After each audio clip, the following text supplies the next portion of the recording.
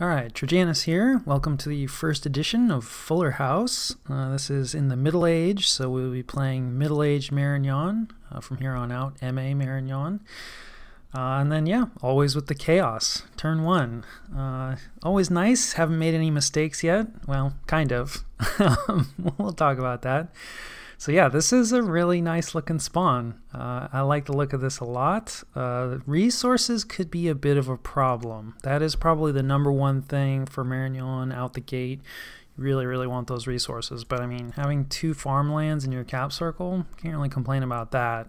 We won't be able to get to these provinces immediately. Yeah, so resources are going to be a bit of an issue here out the gate, and that's just kind of a thing for Marignon. So let's see where we're at. So yeah, this is the map. You know, it's a random map but been edited a bit for more caves and some road connections, and then yeah, just, you know, one lake it looks like.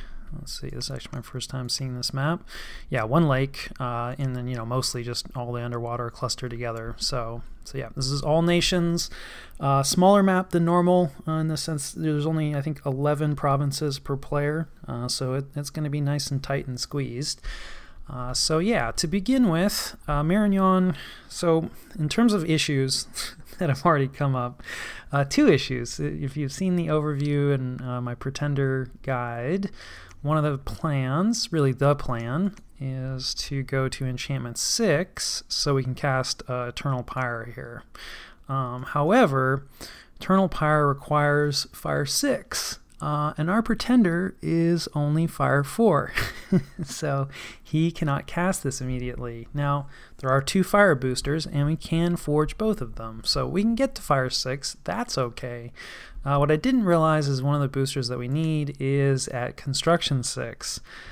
So we're not actually going to be able to put up Eternal Pyre quickly, kind of like I was hoping. So yeah, we'll see. And then we also do really want some alteration research and, you know, etc., etc. So that's kind of the first problem, but, you know, there's always issues with builds, so we'll see how much of an issue that actually ends up being, but, you know, we're not going to be able to get up Eternal Pyre as quickly as I was thinking. And the other problem is that our expansion is a little wonky, which you might say, like, but, you know, you have these, you know, great sacreds that you've been talking up, and, you know, the bless is solid and should expand well, and this is all true, but without resources, we can get, yeah, 2. That's actually not bad, 2.5. It's nice that we're kind of starting in a mountain, so we're getting higher than normal resources. So yeah, we might not be too bad off. But Marignon's starting army is not the worst. I've maybe been playing some factions that have easier expansion. There's definitely worse starting armies out there than this, but it's not great. So if this starting army kind of fails out the gate, it can really put you far behind because then you can't really get enough knights. So while I was able to reliably get over 20 provinces in, you know, expansion testing, a lot of that gain came a little later. You know, turn 8, like, we really start to take off and take a lot of provinces. But in a smaller setting like this, by turn 8, oftentimes expansion is kind of close to done, so I'm a little bit concerned that we're going to get out expanded, but, you know, we'll see. We are not going to recruit knights this turn, so I like to add a bunch of crossbowmen to Marignon's starting army. And then, you know, I've talked about assassin expansion before, and it's slow, so on a small map like this, it can be a bit problematic, but we can recruit extra assassins because we start with a citadel, so we have more commander recruitment points, so we can get 3 out the gate, and it's kind of just a safety valve. Probably these assassins will only pick up 1 or maybe 2 provinces for us, but just in case something goes wrong with the starting army, at least the assassins should be able to pick us up 1 other province and make sure that we can start to get those resources in and, you know, actually push out our knight, you know, expansion groups. So it's definitely pricey. You know, the other option, which I didn't really do too much in testing because the AI always snaps them up, but Mercenaries, you know, is an option. You know, let's see, could we actually... Yeah, we could put a minimum bid in if we got no commanders, which, like, you know, I don't know. With this many people, a minimum bid seems unlikely to actually score the Mercenaries, and, you know, not recruiting any commanders it's never a good thing. You know, you want to try to recruit commanders. So I'm going to stick with my assassin expansion. You know, it's kind of hard to test the Mercenaries because AI, yeah, they just always buy them up. So yeah, so I like profiting this guy here, the what is he, Troubadour. Yeah, you know, a stealthy like prophet can be useful, and it also lets this guy preach the first turn, which is kind of nice. And then yeah, sometimes this guy dies in expansion. It's kind of risky, you know, just being a dude in robe when arrows and stuff are flying around. Really hope that he doesn't die, right? That's one of the ways that Marignon's starting army can fail. But, you know, at least this way we won't also lose our profit. And then depending on like what we see in terms of independence, I might, you know, just at least start with send the profit, you know, with the expansion group for, you know, a little bit of extra, you know, fire support. So yeah, I think that kind of covers it for turn one. Not too much to do here. We will definitely aim at getting into these forests as quickly as possible. But you know, really kind of just depends on like what spawns. Like we cannot send our starting army into, you know, certain independent groups. We have, you know, good access to a throne right here, so we would like to pick up this throne. We have heat scales. Yeah, we talked about our scales, so that should be fresh. But anyway, heat scales, so this river is, you know, gonna stay as a barrier. It's not gonna freeze. So it looks like there's a crossing here. Quite a few crossings actually, so not a huge barrier, although, you know, this throne will block us for a little bit with its defenders. We're pretty slow anyway, you know, even across, like, you know, maybe... Let's see, let's bring up the map moves. Yeah, so, you know, just once we capture these, we might be able to two-move across these plains, like at least with our knights. But yeah, especially if you're recruiting these guys, map move 10, oh boy. But crossbowmen at least are, you know, 14 is kind of across the board for a lot of our... This guy's 12. Yeah, we're pretty slow. So, you know, it kind of doesn't really matter where we go in a lot of ways. So, you know, we might go up here into these forests. We got some caves here. We can actually get into caves easier than normal because we have Spirit Sight on our Bless. So once we get some cavalry groups up, you know, caves will be less of a problem. But yeah, probably going to aim to use this river somewhat as a boundary. And then, you know, maybe round out our expansion, I don't know, something like this. That's probably very ambitious. You know, there's probably like a capital here and a Garthville will be here. And no, anyway, you know, so it tends to be tight. So we'll kind of see. And it depends a lot on what indies, you know, are around us. And, you know, we are interested in picking up some nature access. So, you know, tribe and stuff like that. The Middle Age, it's a little harder in terms of expansion. The indies are a little tougher. Occasionally you run into crossbows out there. There's fewer independent mages generally, like less tribe, but it's still some, you know, still a good amount. So we should be able to find some nature access, but by no means guaranteed. And then of course we're far away from the water, and that is always nice. Like to see that. So yeah, all right. I think that covers turn one. All right, MA Marignon, turn two. A lot of profits coming up, of course. Not everybody, so we'll see a few late ones. There are definitely reasons to wait. And yeah, here's our indie types. Not bad. This heavy cav could be a bit of a problem. Probably our starting army, it's going to be easiest for them to take on, like high confidence, taking on these militia, archers, and heavy infantry. Fairly high confidence, depending on how accurate this scouting report is. You know, this could be up to like 50-ish, in which case that could be a little scary. Some barbarians, although it looks like not too many, so that's a good sign. And then we have two nature indies. They're both in our cap circle, which is a little unfortunate. Because at least early on, you know, we are going to want resources for our sacreds. Our capital will still be our main source of sacreds, but not as much of an issue since we're not limited to our capital for our sacreds. But yeah, I would prefer to not put the first fort in our cap circle, but we'll see. And then yeah, you got some deer tribe, pretty easy. Lion tribe, even fewer, even easier. Probably going to go after this deer tribe, which might fail. Archers are actually a bit of a problem for Marignon's starting army and kind of Marignon in general. Not our cavalry, but we don't have a ton of shields, right? You know, we have one infantry that has a shield. Everything else, like no, our knights have shields, but yeah, the infantry and our crossbowmen don't, because they fire more slowly, so they're going to be more likely to kill enemy archers, but they don't have very good protection, so when they're getting hammered by arrow fire, it's not great, and since they fire more slowly, they often lose in archer duels. That said, Deer Tribe are pretty bad, so we are going to go after them. The other reason is, again, we really want to get into these forests, right? If we take this, that's going to be a good amount of money, which is good. We do want that. But then, where do we go in terms of trying to clear out our cap circle, right? It's not really going to help us. And we don't want to run right into this heavy cavalry. And the heavy cavalry is actually a perfect target for our assassins, because while heavy cavalry is pretty scary, the commanders are usually just like regular, sometimes they're mounted commanders, but assassins do pretty well against those. If you have to be careful if it's knights, because then they get knight commanders who I think are more skilled and more armored. I can tell you from experience that regular assassins tend to lose to knights, but they can handle commanders pretty effectively. So this is not a lot of units, but heavy cav and heavy infantry, especially if this scout report trends up, to 30 or 40 units, that's kind of scary. So this is actually a great, place to use our assassins. It's right in our cap circle, so, we'll be able to go after it pretty quickly. So that's actually kind of good news. And we're going to go ahead and get, let's see, another 2 assassins, maybe, if we can afford it. We're not going to go into knights yet, because it's just, we can't really, if we were leading them with friars, we could probably do some knights. Yeah, you get like 2 knights basically, which does not an expansion party make.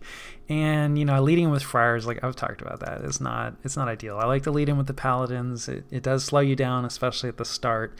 But paladins require a lot of resources. So we can get, oh wow, 1 knight, nice. If we get a paladin, but I think it's just not really worth it. I'd like to round out our assassins. With 5 assassins, we should be able to actually chew through provinces, the right provinces, pretty darn quickly. And we can get a few more crossbowmen, because the starting army, assuming it doesn't lose outright, is definitely going to take casualties, and this paladin can ferry those, these recruits out to the starting army, hopefully. At least to an intermediary. So there's one downside. If we grab this, we won't be able to recruit a commander, and he probably won't be able to join up with the army, so he may just have to drop these off. We'll see. We may have to come back. Like I said, out the gate, our expansion, not super quick.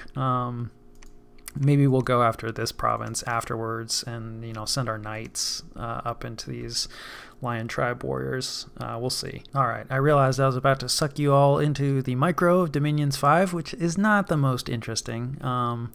Yeah, definitely leave in the comments if anyone is interested in seeing like a full micro episode. I don't think I would ever switch over to that for every episode, but if there is interest, then maybe like run through a turn at some point. So still trying to figure out, recording it live, as it were, as the turns come in. I think I'll probably go for an approach of my initial reactions, to seeing the turns, and then cut to once I've finished setting up the turns, so you don't have to watch me agonize over everything, and I can just explain my agony to you after the fact. So we're sending our assassins. Did discuss that, right? Recruitment, right? We discussed. I didn't change that. And then we are sending our starting army into the Deer Tribe, and yeah, a little terrified about this, which is kind of a sad thing to be saying about Deer Tribe. We should win this, but yeah, it could go bad. So, we've got the pikemen, out in front. Like the pikemen go almost immediately, so we'll have them for this fight at least. Trying to, right, we're going to hide our squishy commanders away from everything, so hopefully no arrows land near them. We are going to move our prophet out. He's going to do a couple Sermon of Courages, because our morale is not great. It's 13. That's okay. But yeah, these guys can break, so a few Sermon of Courages will be appreciated. And then, you know, we're just going to do our nuke spell. The nice thing about having fire is it's shorter range than I thought, actually. I thought it was 50. Oh, that's a bit problematic, but it's all right. They'll get in range. That's part of why we're doing Sermon of Courage first. So yeah, I mean, we're mostly relying on the crossbowmen. They're going to be firing closest. It's while you still have a front line, it's always a bit of a toss-up. You know, the archers are a danger, definitely, and so targeting them first might be better. And then the other advantage of that is we're definitely going to do friendly fire to our own guys with, you know, fire closest. However, Deer Tribe throw javelins, so I'm hoping that we hit them while they're throwing their javelins, and then they're mostly going to be, you know, killed. The melee won't take too long, so hopefully we'll only get 1 or maybe 2 volleys where we're going to be getting friendly fire. And it does say that the warriors make up the larger component of this force, but, you know, so often they're pretty close, so we may lose. The crossbows are more valuable, and so shooting at the archers first means fewer crossbow casualties, usually, unless the front line completely collapses. And crossbowmen don't do great, and they do okay in melee, honestly, like better than you might expect. You know, they do have this mace, and like their attack and defense skill, I mean, like literally just average. You know, I mean, their protection is low. They don't do great in melee, but they, you know, they can still win. They can still win in melee against something like Deer Tribe that have been, you know, beat up. So anyway, a lot of discussion about how that first battle may or may not go. No research, of course, to speak of. No mages. And yeah, I think that covers turn 2. Oh wait, actually, I lied. I put in a bid for some mercenaries. The bowmen, not super familiar with them. They're probably just short bowmen, like 20 short bows. You know, we're overpaying by 10, like maybe we'll get them. It's only 100 gold, and I didn't have anything else to do with the gold. I may regret this later, because we're going to need that gold for infrastructure. On the other hand, you know, I mean, like, sure, the bowmen aren't going to do great, but they'll be decent against the barbarians, they'll be decent against the lion tribe, they'll be decent against the militia, and we may need some help. So, you know, if we can pick up the bowmen relatively cheap, I think it's worth it. So anyway, actually going in on some mercenaries this game, I think that might actually be a first for me in multiplayer. So anyway, now that covers turn 2. All right, MA Marignon, turn 3. Some unexpected events, which is not good considering we took misfortune. But let's see if we can take on some Deer Tribe. Yeah, this is about what the scouting report suggested, so should be able to get these guys. Yeah, you can see crossbows definitely deal a lot of damage. The short bows are going after our bows, which is not good. And there goes our infantry. Ooh, we just got a leader. That's nice. Our prophet helping us out. The good news about being all the way in the back is that, you know, their bows are less accurate. And you can see, yeah, there goes our front line pretty much completely. This is actually starting to look scary. Hopefully this next volley, oh boy. Yeah, this is not good. We may lose this. There's not that many archers, so if we can get the route, oh, this is extra not good because they're going to go after our commanders after this. We really need to get this route because they're chasing this last of our infantry off, and now they're probably, oh, they routed. Thank heavens. Are they in different squads? No, it looks like, yeah, all the infantry routed. Unfortunately, we're probably still going to, yeah, keep shooting them because we're on target closest. So we're still going to be taking some casualties from the archer fire. Yeah, there goes a crossbowman. But yeah, we do get the route. Yeah, that was scary. So there you go, Deer Tribe. Not a guarantee, but we do come away with it. Glad that I brought the prophet in. And yeah, I don't know if that army is going to be able to take anything more. So yeah, we're only up against, oh, okay, 46. So yeah, maybe a little more Deer Tribe. I think, you know, the scout report was something like 30, but it was pretty close. You know, there could have been more Deer Tribe. This was a little on the high side, but yeah, there could have been even more. And if there were more, yeah, we could have lost it. But we didn't. So let's see, who retreated? Yeah, probably just one of our pikeneers who survived. Yeah, the only one that survived. So yeah, let's take a look at the events. Lightless Lantern gain, nice, that is lucky. And then defense -8 in our capital, that's kind of sad. It's not the end of the world, you know, honestly, as negative events go, but sometimes, you know, with misfortune, you get attacked in your capital, and like usually like 25 PD will put, you know, turn around most attacks, but now, yeah, we're gonna keep an eye on that. So, but not the worst. So yeah, that's kind of the events of the turn. All right, and this is what I've got planned. We can see, you know, it's a tight map. This is kind of I don't know about worst case scenario, but it's up there in terms of bad. So Arcocephali here has taken an Awake Expander. Looks like it's a Fire Dragon. Obviously, you know, dragons are pretty strong, you know, especially early on. The fact that it's a fire dragon is even worse for me, as Marignon, because obviously most of our answers are going to be fire based, and he probably has a ton of fire resistance. So not that we have any research anyway, or even any mages. So yeah, Arcocephali at this point could probably choose to just sit on my capital. And we would lose. And I don't really think there's anything that can be done about that. So we're kind of at their mercy. We don't necessarily want to communicate that to them. I obviously, since I'm just doing this turn, I haven't reached out to the player yet. I definitely will, you know, and try to agree on borders, you know, see if I can convince him that 221 should be mine, but that will be a tough sell. You know, I definitely have, you know, and let him know that 268 is in my cap circle, right? So that's a requirement. If he doesn't respect that, then realistically he's probably looking to jump on me. Now, once we recruit enough knights, I do think that we will be able to kill it, like depending on, he may have given it nature, right? So if it has regeneration, that definitely increases the difficulty, but I don't think it comes with nature by default. And you know, we do have strength +4, right? And so that's gonna, you know, boost the attack, or sorry, the damage on our knights significantly. Maybe to the point, you know, where if we surround it, right? I mean, they're at an 18 damage broadsword. You know, this is pre-bless. So once we get, you know, 8 or 10 knights, then we have a fighting chance, I think, to kill something like this. And crossbows also, I mean, we won't really, the plan is not to recruit any more crossbows for a hot second. So, you know, we have like, what, 18 crossbows here, and then another 6 that we recruited. Not a lot of crossbows. So, but crossbows do a lot of damage, you know, so massed crossbows can help, but this early on, yeah, we're going to have to rely on the knights. Now, there's a good chance that he won't choose to just sit on my capital, right? Because that's going to mess up his expansion. He has a lot of neighbors too, right? So I just have to look like a less appealing target than someone else. And I do think that we're going to have at least a few turns, right? He's going to want to try to pick up on it, probably even if he attacks, you know, he's going to go after my cap circle, you know what I mean? Like put his flag down on a few more independent provinces. This is still really early, right?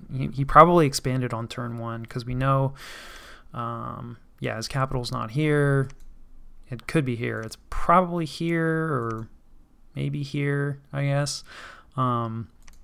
But yeah, so we don't know exactly where his capital is, and you can see 2 provinces away, name-wise. That's a middle-age thing. In the early age, you only get to know about the surrounding provinces, and I think in late age, you get to know like 3 provinces away, so you can kind of see people like well ahead of time. So anyway, you know, he has a bunch of neighbors, right? If he uses his expander to just sit here on my capital, then he has to break like a citadel. That is actually really nice. We have a citadel. This is still the Middle Age. Lots of factions don't start with a fort this strong. 750 wall integrity, like, yeah, his dragon can lock it down, but it's not going to break the walls by itself. So while, yes, absolutely, he could kill me right now, that would also kind of cripple his expansion, right? Because, you know, the Awake Expander, its main purpose is to net you a bunch of territory and, you know, help you in an early war.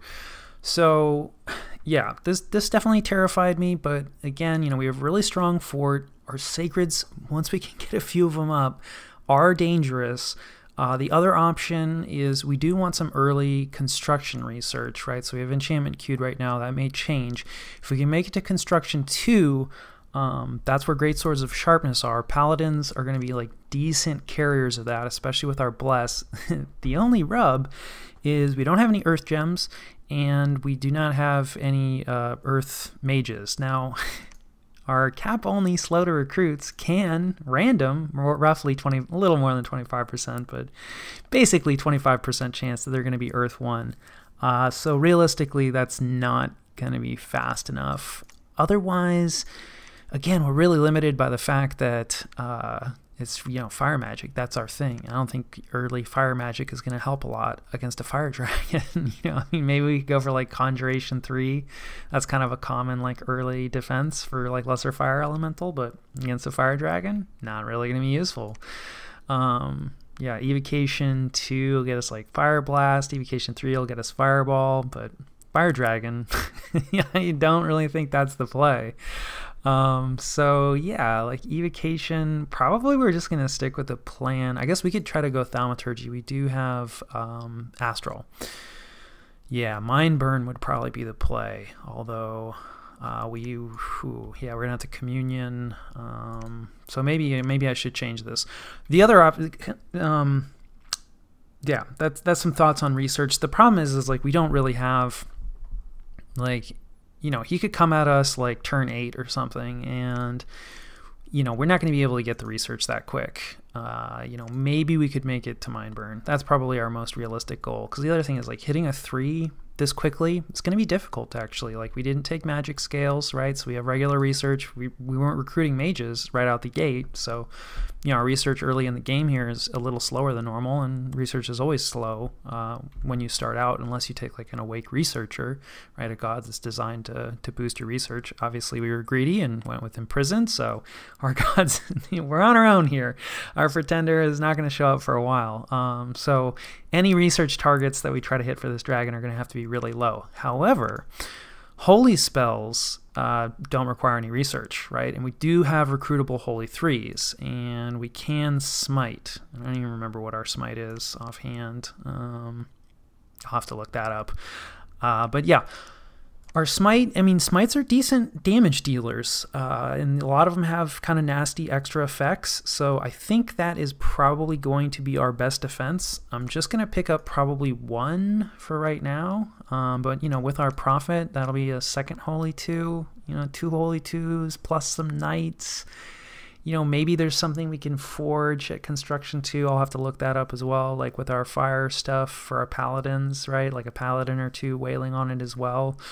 Yeah, this is really dangerous. But like I said, hopefully the fact that it's a citadel, and, people know that Marignon's sacreds are decently strong.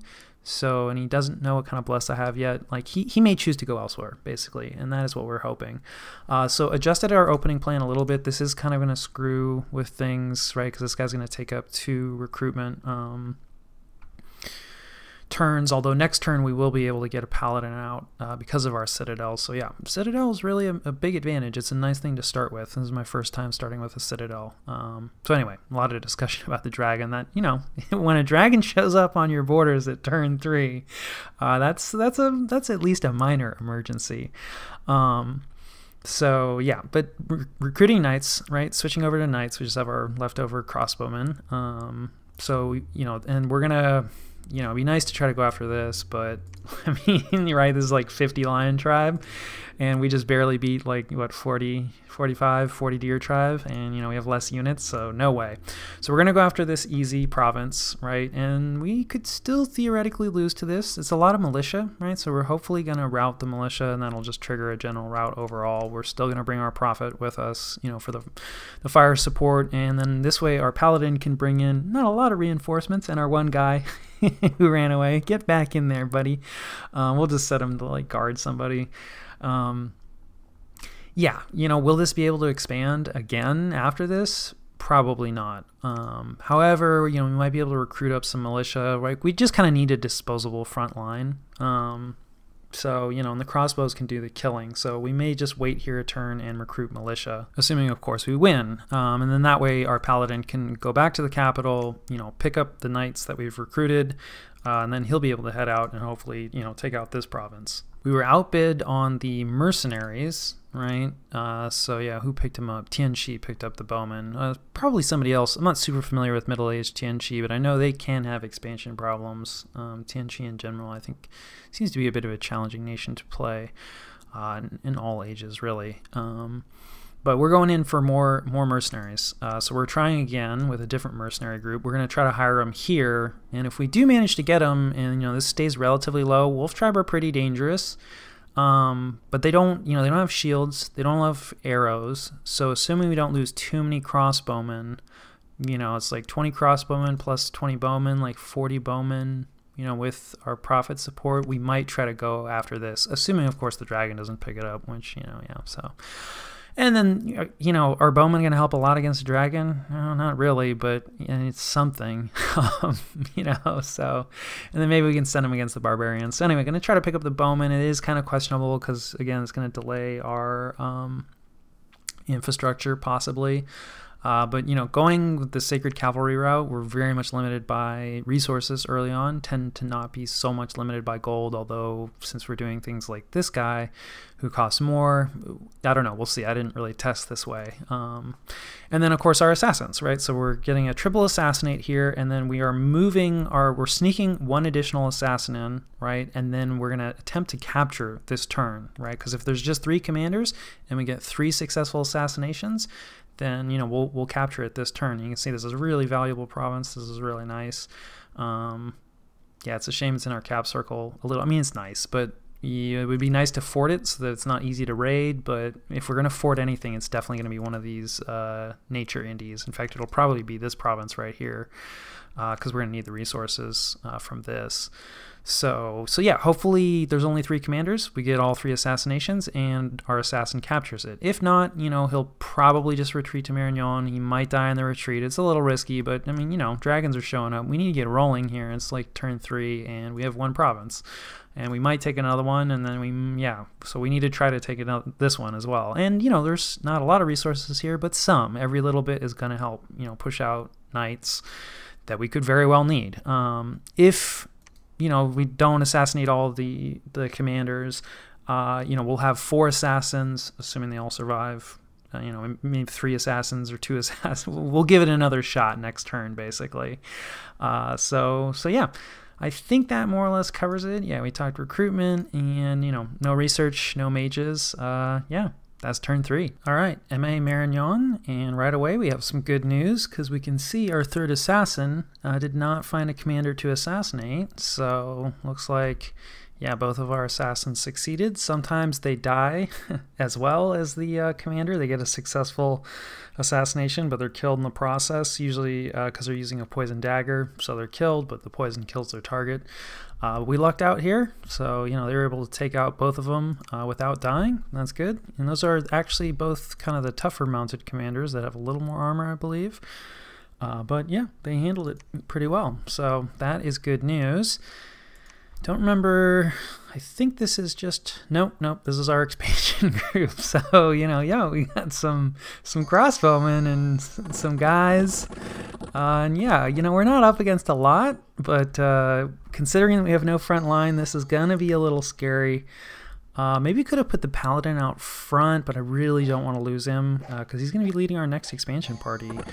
So, you know, hopefully our profit here that's the heavy infantry. That's probably going to be the most trouble. The archers, they might pick off the friar, which would be annoying, definitely. But otherwise, like, yeah, I mean, they'll kill some of our crossbows for sure. But I think we'll be okay here.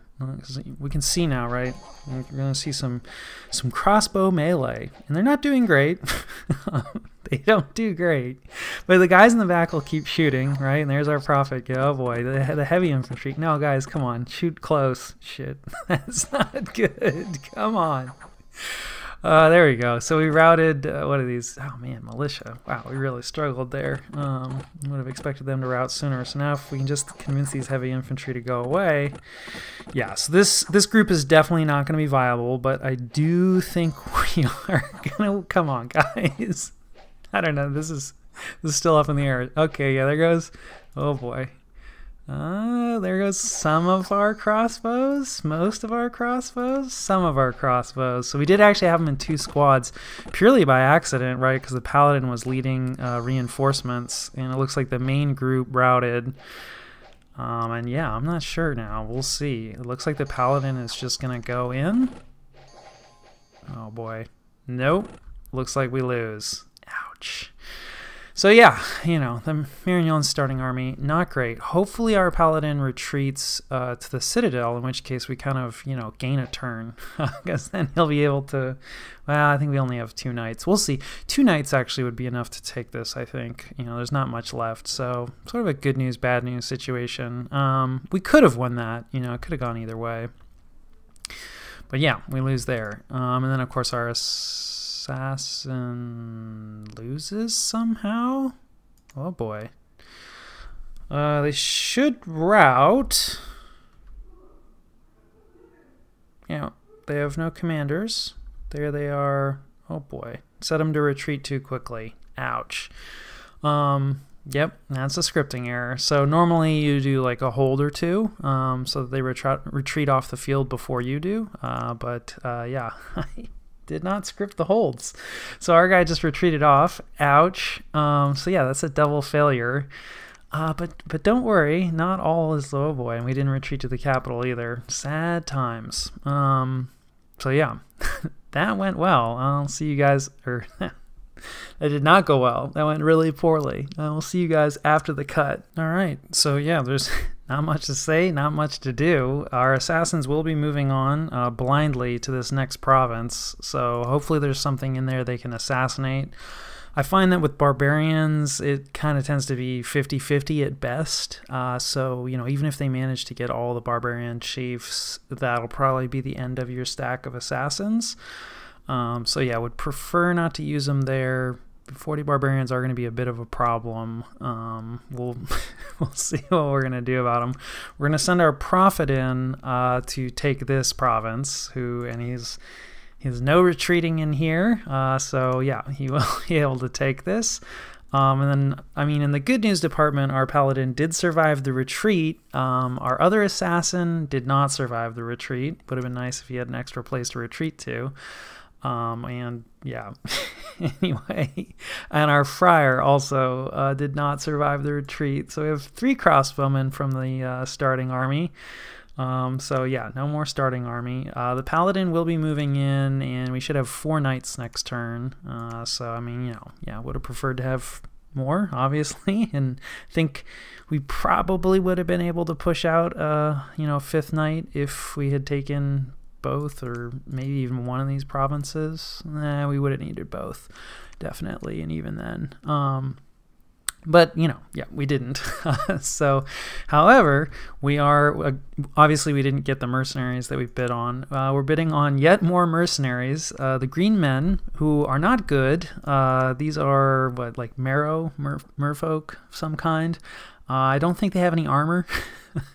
They just spear and shield. They're pretty basic, and we're way overbidding for them. There's only 25, and we're throwing 350 pounds of gold. Normally they only take 150, but you know, obviously we've been losing these bids. We don't have anything else to spend our money on, right? Like, we're still super resource constrained. With our extra commander points, we're actually just going to push out an initiate. Just for research purposes. It's not going to be particularly useful, but you know, we'd like to get another paladin to lead our next expansion group, but yeah, we can't. That would cut into we don't have enough gold either. I guess we could try for less with the green men, but with the amount of resources that he's going to take, it would eliminate one of our knight recruitments. So we'll see. For the next group, I may go for a friar to lead it instead, so that we can get it out in one turn, and it'll be kind of small. Yeah, I mean, obviously, you know, we're not in an ideal situation here, so definitely going to have to adjust plans a little bit, because I think, you know, trying to get another paladin, either we won't be able to get enough knights for another expansion group next turn, so we'll see.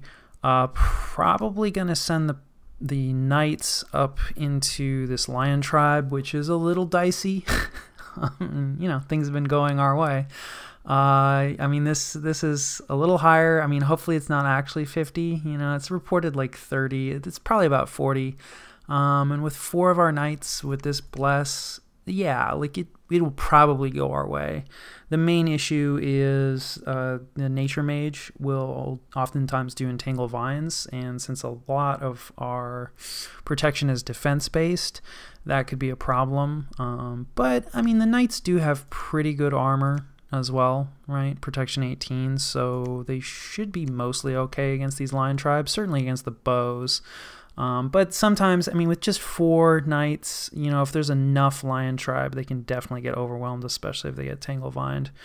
But, you know, we don't have a ton of options. We can't actually hit that many provinces out of our capital, right? You can see the map move here. We have map move 14 with the knights, so they can hit this province, they can hit this province.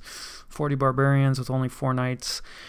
That's a little scary. It's not impossible, but they definitely can get through the protection, no problem. So at that point, we're definitely totally relying on the defense. And with only 4 knights, it's probably going to get driven down. So yeah, we're probably not going to be able to go after the barbarians immediately. Hopefully it's something easy in this province.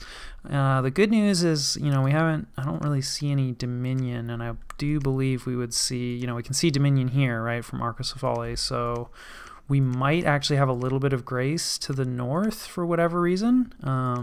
So yeah, hopefully there's something, you know, easy here, and we can send our knights up. They can pick this up, and then we can combine maybe with our second knight expansion group. Although we do really need to take this down here. We'll see. We're gonna send the mercenaries at these wolf tribe. Definitely.